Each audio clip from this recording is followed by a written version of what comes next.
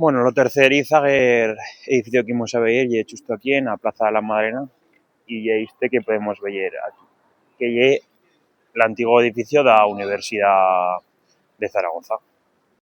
Y que justo antes de que construyese no campus universitario en Plaza San Francisco, o como le decís los jóvenes, la City, pues a Facultad de Letras era justo aquí, donde ahora hay o fierizo edificio de Pedro de Luna. Y que a destrucción da Universidad de Zaragoza da Marena y uno dos píos exemplos de lo que aquí esto fera a oligarquía zaragozana con o patrimonio arquitectónico zaragozano. Ya que era un edificio con moito interés histórico e arquitectónico que estou destruído cuando encara se feba a servir. No más con o interés de o desenrollismo dos años 70.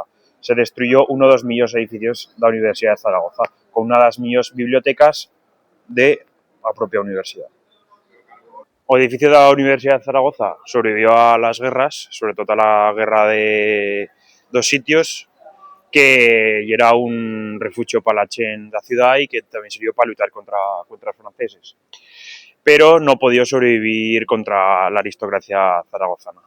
No sé si este edificio podrá subir a la guerra que quiera Trump. Si no hubieras inventado esas ganas de vivir con sonrisas en otoño en una